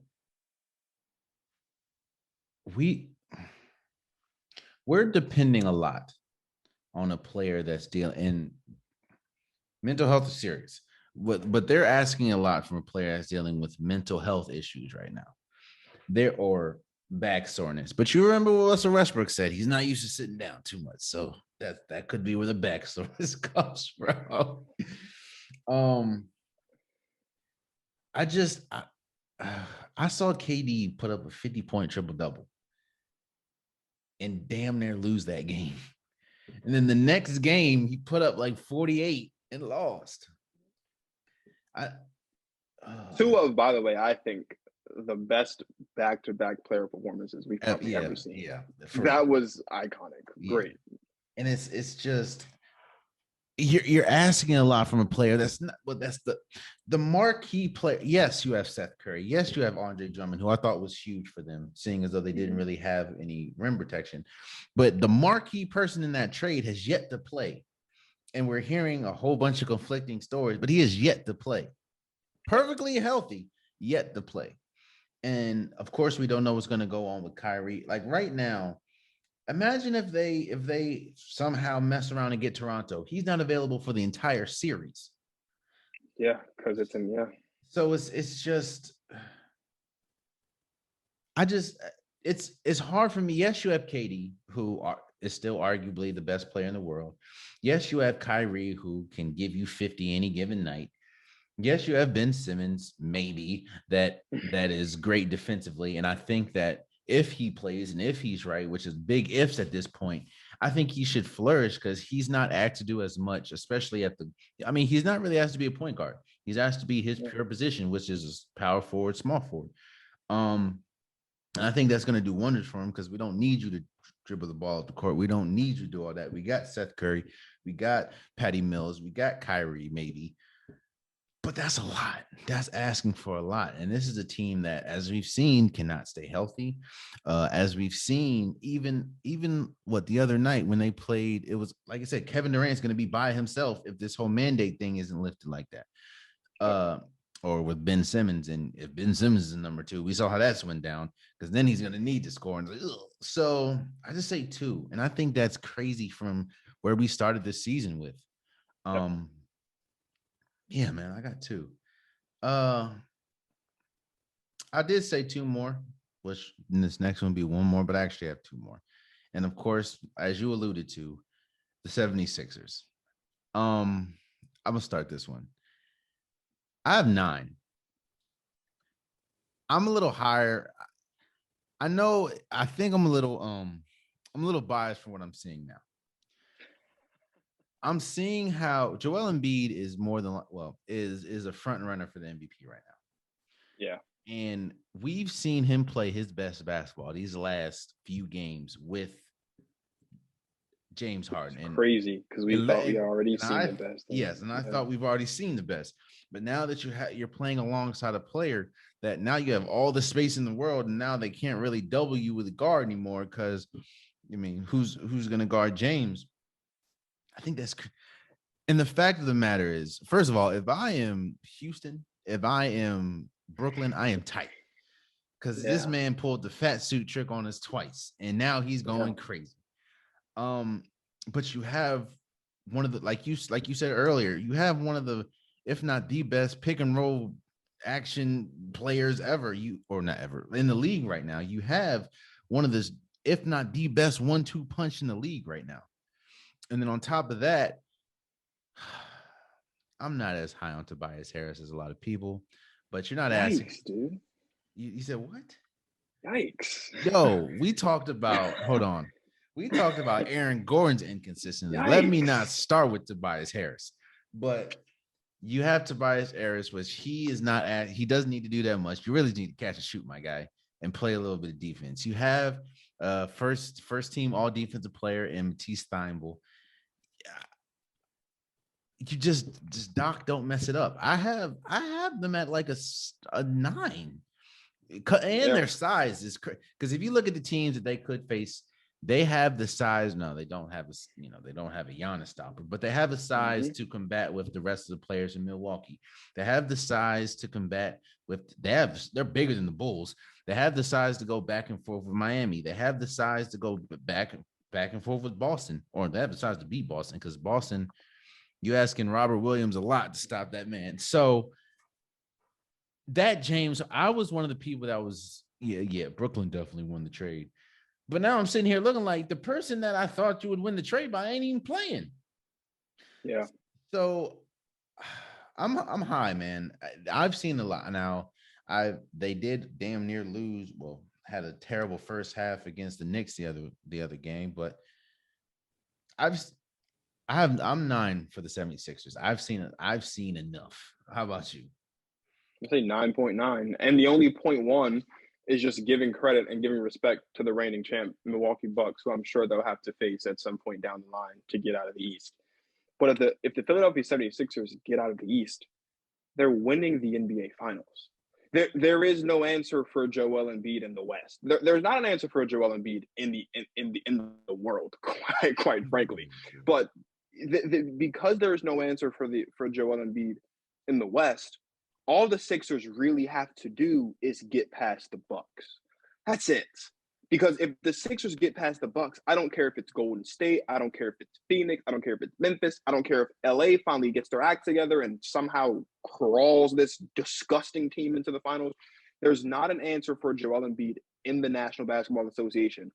And as long as Joel Embiid and the Sixers can get past the Bucks, they win the championship. So I'm going to give them a 9.9. Just out of respect for the Milwaukee Bucks, and nothing outside of death and taxes are guaranteed in life. So I'm not going to guarantee a championship for the Sixers. But if in a couple months' time, the Sixers are in the NBA Finals, then I will guarantee a championship for the Philadelphia Sixers, because there's just no answer for Joel Embiid. We saw Joel Embiid be the most efficient player on a minute-to-minute basis in the playoffs last season. And if it weren't for Ben 10 out there, they probably would have won the championship last year. I actually had the Sixers win the chip last season because I expected Joel Embiid to take a jump and be dominant, and he did all those things. And I couldn't really take credit for it because Ben Simmons fell foul in this place and cost me that pick. But yeah, 9.9 because of the Bucks being that slither of 10, that 10% chance of the 76ers not winning the championship. So but if they get past the Bucks, they're winning the chip. So to be clear, you have them, say they meet Phoenix in the finals, you have them over Phoenix. 100%. And you have them over Golden State. 100%. Okay. I respect it. So lastly, we're going to talk about it. Oh, jeez. Lastly, we're going to talk about it, and we have to. I mean, it's not a sports show if we don't say his name and we don't say this team. So I'm just going to give you the floor for a little bit before I quote unquote launch, but we're going to end this with the Los Angeles Lakers. Currently sitting in the 9th spot in the Western Conference. Between 1 and 10, what is your confidence level that they can win a championship? The floor is yours. Ooh. I said a couple weeks on my guy Justin Marvel's show that the Lakers were a lock for a play-in win. I thought that despite all this, they'd still make it out of the play-in. I don't think they're making it out of the play-in. Dude, I've been saying it all season. Russell Westbrook has been a cancer for this basketball team in late game situations. We're talking about a former MVP of the NBA. Before you keep going, if they were to play in the play-in today, they would be playing the Clippers. So, and then who? So yikes! Right, that's now, not a good matchup. If they were playing in the play-in, Minnesota will go against New Orleans, and the Clippers would go against LA, and whoever wins that game. So we're saying the Lakers lose to the Clippers, and then they get the Lakers lose to the Clippers. They're done because they're the lower seed. Yikes! Yeah, that's tough. That's a tough spot to be in. That's a tough spot to be in. Look. I love LeBron. I think LeBron is great. LeBron is, as far as the people that I've seen with my own eyes, he's one of the three greatest players I've ever seen with my own eyes. I think he's the greatest player of all time. He is going to break Kareem Abdul-Jabbar's record for most points in the regular season. He's already broken the record for all points combined in regular season and post. He'll be the first player in NBA history to finish with at least 40,000 points in his career. 100%. All-time great. As soon as he retires, he's getting his jacket. He's going to the Hall of Fame. We know that. Yeah. But for so long, the biggest black mark on his resume was the collapse against the Mavericks in 2011 in the finals. This has now usurped that as the biggest black mark in LeBron James's resume. Mm. And as much as we don't care about the All-Star game is the reason why. Because LeBron James has proven by going undefeated under this new draft format in the All-Star game that he knows how to put a roster together. He knows how to assemble talent correctly to win a game. Now, granted, that's one game, not a championship. But this is terrible. Mm-hmm. Like, and I know that LeBron and AD went to the table to make this decision, and Ron Pelinka and Jeannie Buss also were there to make the decision to bring Russell Westbrook in. But at the end of the day, this is on LeBron James. Like, this decision is firmly on LeBron James because Russell Westbrook wouldn't be a Laker if LeBron didn't say, let's trade for him. And this was already not looking good for these guys when the Wizards, who have since collapsed, got off to a better start this season than they did last season. And they had Russell Westbrook last season, and they had Bradley Beal last season. Like, this is supposed to be a team that's built for the playoffs. And I don't know how, when Russell Westbrook hasn't made it out of the first round of the playoffs since KD left them high and dry in 2016. He has led the league, if I'm not mistaken, or been top 3, top 2 in usage rate since 2016. Like, he is the epitome of a ball-dominant player, and he can't shoot. He's not a threat from the three-point line. He's not really a threat from the mid-range. He's only a threat in the paint down low as a slasher and a finisher. And the only reason why the Houston Rockets were able to turn it around and make it to the playoffs in the bubble season was because they shipped out Clint Capella, because Clint Capella is not a threat from 3, and he was always going to be in the paint because that's what his job was. Now you have Anthony Davis, who's been in and out of the lineup because of injury, and that's been an issue in and of itself. But Russell Westbrook is a ball-dominant guy, and we've never seen in the history of LeBron James' career play well alongside a guy who needed to have the ball in his hands a majority of the time. It just doesn't make sense. The DeMar DeRozan, not going for DeMar DeRozan is not looking good right now because DeMar DeRozan is playing incredible this season. Okay. Not even trying to go get Kyle Lowry is not looking like there were so many other options. I'm not going to slam so hard on the Carmelo Anthony thing because Carmelo Anthony for a period of time was the best player on this team and he was hitting big shots when they needed it most. I like, and that's bad. Like, much love for Carmelo, and Carmelo, I love Carmelo. He's an all-time, but like for Carmelo Anthony, with all the names on this roster, to be the best player on your team at any given point in time is an issue. It's going to be, forget a Herculean task. This is a Sisyphean task. It is going to take all hands on deck and then some for this basketball team to not just make it out of the play-in, but make it out of the first round and the second. Like, it's going to take 2018 LeBron and then some more because it seems like this team just keeps getting in its own way, especially in the close games. And I don't foresee a situation where, unless the Grizzlies steal the second seed from the Warriors, because I think, like I said earlier, I think the Suns have that locked up. I don't see a scenario where the Lakers make it out of the first round unless they play the Grizzlies in the first round. That's the only way they make it out of the first round is if they play the Grizzlies. Because if they play the Suns or if they play the Warriors, LeBron James will likely get swept. Let's just call a spade a spade. They'll likely get swept if they have to go to Phoenix or go to Golden State. This team sucks. This was a terrible decision. Oh. Yikes. I mean, by God, this is a disaster. Yeah. And anything short of a complete overhaul or complete revamping come next season, which will start real soon for the Lakers in a matter of a month and a half or so, is going to be an even bigger disappointment. The Los Angeles Clippers have won more games this season, and they've played most of their games this season without Paul George and without Kawhi Leonard. That's not good. That's unacceptable. The Minnesota Timberwolves, who have been a dumpster franchise and a dumpster basketball team for as long as I've been alive, and probably for as long as you've been alive too. You're not that much older than me. Have a better record than the Los Angeles Lakers and have a better shot at making the playoffs than a LeBron James-led Los Angeles Lakers basketball team. Yeah. That's insane. It's insane. Yeah. So, yeah, a 0. You play video games, Marcus? Of course. What are you, an Xbox guy or a PlayStation guy? I'm an Xbox. I'm kind of both, but I have an Xbox. Okay. I'm with you. And I'm gonna tell you why I asked you this question. I'm with you for the same reasons, but I'm gonna elaborate a little differently. I'm at a 0 at this point. I'm not gonna put it all on Russell Westbrook.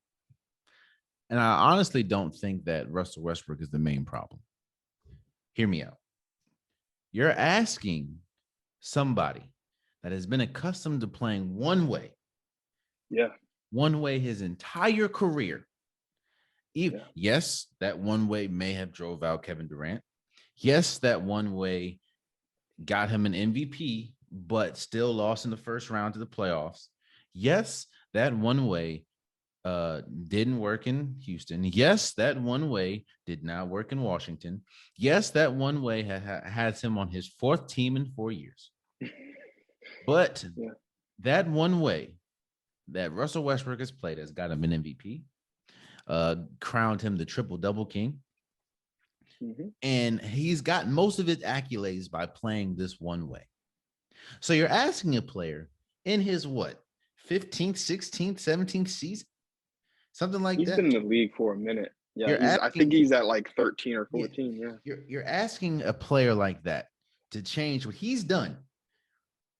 The one thing that he's done to change completely. Now. Just before you finish, but that one way works. Now I didn't finish. I know. I just want to. This game planning sucks though. Like if Russell Westbrook is playing staggered minutes or playing bench minutes, this works beautifully. Mm-hmm. As long as he's not on the floor with LeBron James at the same time. And there were still moments during the season when they could have fixed that to get on the right track. So you're right. It's not all on Russell Westbrook because a lot of that you're right. You're right. Now we'll say this. You're absolutely, and that was I was going to go next. You're absolutely right. You're asking a player that has seen the most success that he's seen ever play one way to change completely, which is why you heard and most people when they got Russell Westbrook think that is a terrible fit. And what was the biggest thing that we heard this offseason when they got Trevor Ariza, when they brought back Dwight Howard, when they got, when Anthony Davis was still there, but when they got Melo, when they got Avery Bradley and started him two days after getting him, when they got the one biggest thing that we said was, this is an old team, Yeah. This has been the oldest team in the league. And what are they doing? They're playing like the oldest team in the league. Terrible defensively. Don't get back on defense at all. They don't. Terrible offensively. I mean, think about it. People were trying to tell us, the fans, that we're going to be okay because we have Malik Monk and Wayne Ellington. By the way, when's the last time you seen Wayne Ellington on the floor? I'll wait. It's cool. It's been a while. They said they have Malik Monk and Wayne Ellington, so we're gonna be good from 3-point line. They said that Russell Westbrook understands that he's going to need to change playing next to LeBron James, even though you're playing next to arguably the second best player, if not the best player in the league, in Kevin Durant, and didn't change. You're playing alongside one of the greatest offensive players. Now, of course, he wasn't that at the time, but in fact, yes, he was playing one of the greatest offensive players we've ever seen in James Harden. Didn't change. We didn't even see him change with Bradley Beal. So you're asking a player to just change the fabric of his life. And he wasn't able to do it or isn't able to do it. That's one. That's two. You're asking an old team to play young. That ain't happening. That's two. That's number three.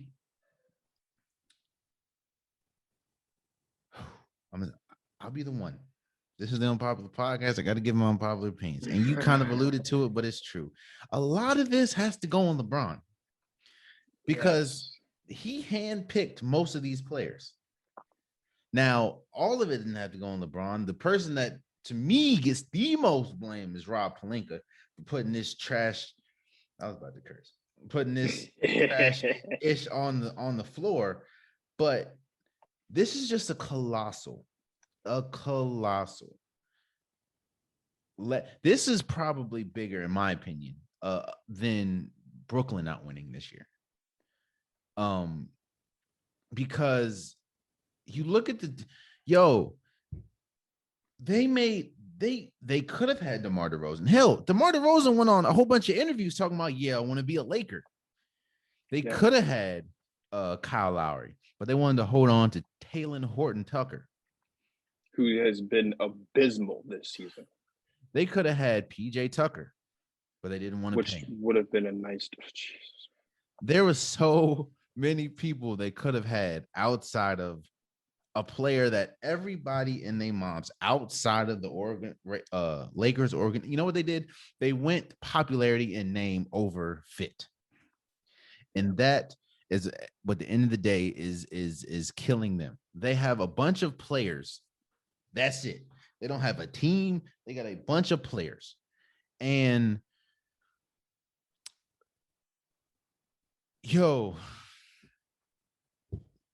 it has to be said, bro.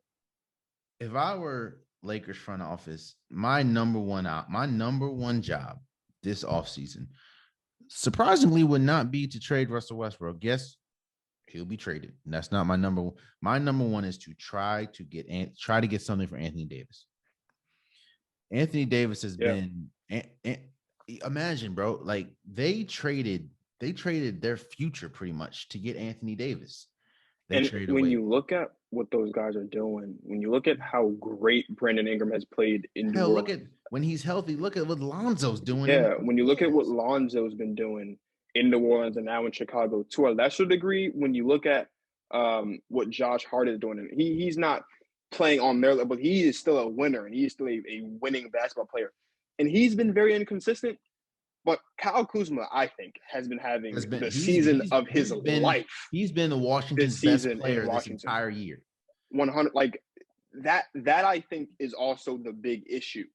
Is when you look at what they gave up and how they've blossomed, right? The one thing everyone says is, "Oh yeah, well they did win the championship in 2020." You're absolutely right. They did win the championship in 2020. But here's the thing: LeBron James in his first season had this basketball team with those players that we just mentioned. Fourth in the West, primed for a playoff spot for the first time in God knows how long. LeBron missed a lot of that year too. And exactly. And the only reason why they missed the playoffs was because he missed 18 games at the end of the season when it really mattered because of his groin, which is his first major injury of his career. With that talent. That's what happened with that talent. Now they ended up winning the chip the season after because they traded all that away and got Anthony Davis. But what have they done since? Nothing. They haven't done anything since. And they're primed for another second round exit or first round exit if they can even make it out of the play-in. So, like I said, I would try because to me, his stock is not going to be anywhere as close to high or as close to. In fact, he's going to do nothing but sink, in my opinion, because he's found when healthy. You can arguably say Anthony Davis is top 5 player when healthy. 100%, But that's the thing. There's no player that when healthy is more of an asterisk than Anthony Davis. And I understand the Lakers are probably going to do this because outside of LeBron James, what do you have to latch on and saying this is the Lakers? But it's just crazy exactly where the Lakers are right now. Seeing as though you look at games that should be gimme games. Like, all right, well, they play Portland without Damian Lillard and after all those trades, you think, all right, cool. Anthony Simon looks like the next coming to Damian Lillard against them. They play the Clippers. Clippers go on a 24-0 run. It's like this team with LeBron James, and I was never I never thought I would say what you said, as far as I never thought that the collapse against Dallas when he was with Miami in the finals, I thought that was his crescendo of just I terrible. didn't think it could get I any didn't think worse it can get because any he worse. rattled off one of the greatest 9-year stretches in Yes. NBA history after that. So, clearly, he's learned from his mistakes. But this might be rock bottom. And it might be rock bottom. Now, if you look at just the totality of LeBron, no, because LeBron James is still going crazy. Yeah, LeBron James is still at his what, 30? He's still averaging almost 30 a game. 30, which is crazy at 37. Yeah. But if you look at the fact that he played one of the biggest parts and had some of the biggest hands in making this roster happen, and it's hard for me, even fully healthy. It's hard for me to pick them against Minnesota. Not Minnesota. Memphis. Because what do you, yes, I know Memphis is young and they're experienced, but outside of LeBron and maybe Anthony Davis, which we don't know, who do you trust that's gonna, all right, we got blank, they're good? Like, no. Russell Westbrook. It took Russell Westbrook, the season's 82 games. It took Russell Westbrook 58 games into the season to string together 2 consecutive solid performances with nothing like decent performances. 58 games. You don't have 58 games to gamble with in the postseason. And nobody. That's an issue. It's not good. And this guy hasn't made it out of the first round in 6 years. Well, he hasn't made out the first round since the bubble when it was with Houston, but they lost. But they should have lost against. They had every chance in the world to lose against OKC. It was Lou Dort that missed the freaking wide open three. No, he turned the ball. See, but I don't even count that for Russ because he didn't play in that series. And if he did, he played like one. Like he had the hamstring injuries. Like he didn't even play in that series that much. Yeah. Like, but you're right. Yeah, they made it out of the. Outside of that, he hasn't been outside of that series. When he's been active and playing, he got sent home by Dame. Yes. Several times, like on more than one occasion.